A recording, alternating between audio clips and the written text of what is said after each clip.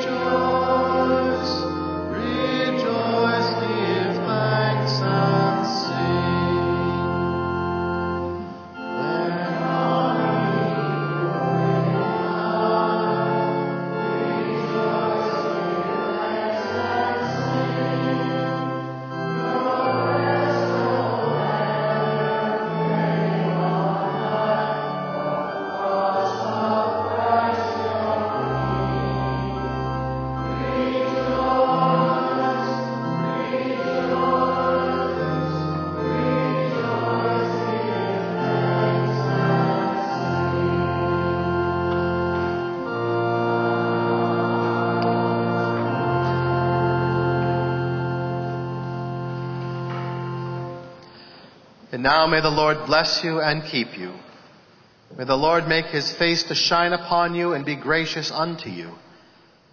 May the Lord lift up the light of his countenance upon you and give you his peace, both now and forevermore. Amen.